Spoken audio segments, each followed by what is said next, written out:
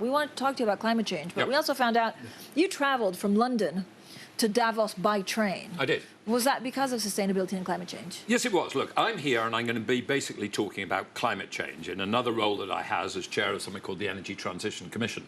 I fly a lot. I fly to India, I'm flying to China. I'm spending about 5 weeks a year now in China talking to them about climate change and an energy transition.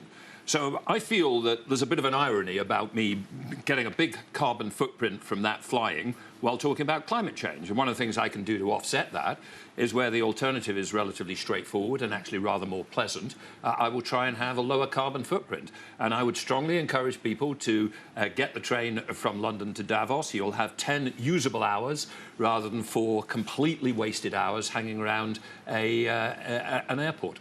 Do chief executives here mean business when they want to tackle climate change? Is it just happy talk, or they actually No, want I to think get there has been done? a major change over the last few years, and I think it literally is the last 2 or 3 years. I think increasingly a large number of businesses are convinced personally, sometimes convinced by their children, actually, that climate change is really important, often convinced by their employees. I often hear CEOs saying the biggest thing that has changed us round is realizing that our young employees don't want to work for a company that doesn't take climate change seriously. So for a whole variety of reasons, companies are, I think, coming round.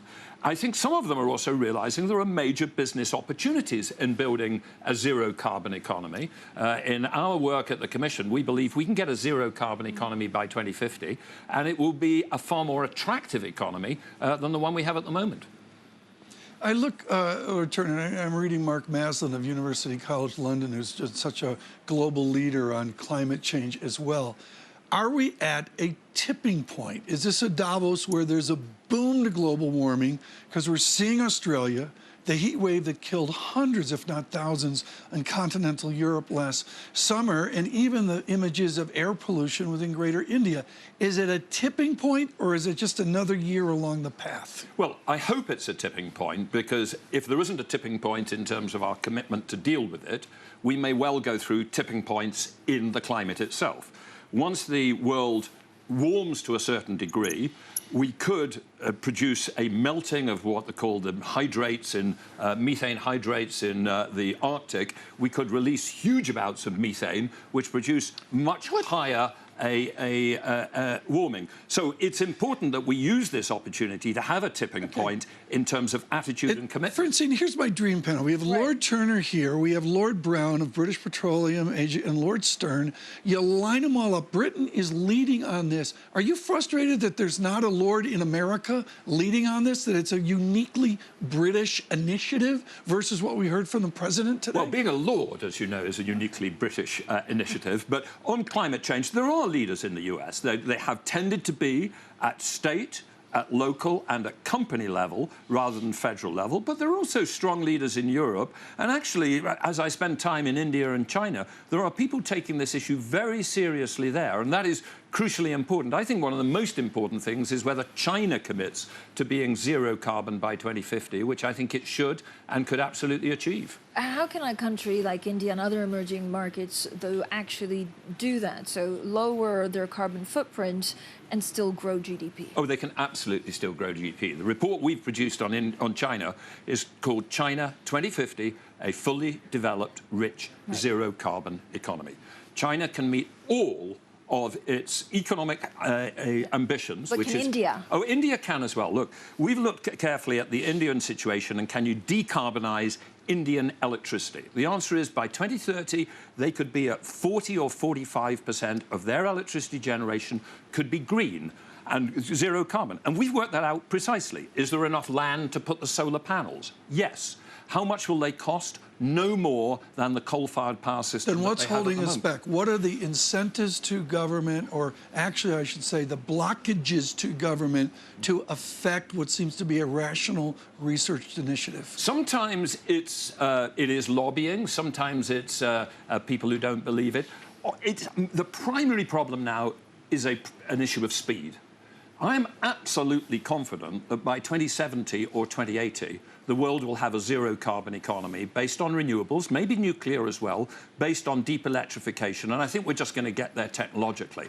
Because we've left it a bit too late, we've got to get it done by 2050. So the challenge of policy is to accelerate something which is going to happen in any case. Give you an order of magnitude, we've got to build wind and solar at an annual pace which is about 3 or 4 times the current global annual pace in order for us to get there fast enough to avoid potentially very serious climate change. But first, do we not need regulation or harmonization? We don't even know how to price carbon at the moment. The issue of harmonization is an important one. We are working very closely, for instance, with the European steel industry now. And I've just actually been meeting with the chief executive of the biggest steel company in the world, ArcelorMittal, Aditya Mittal, and talking about their challenges. They have made a commitment that they will be a zero-carbon steel producer by 2050.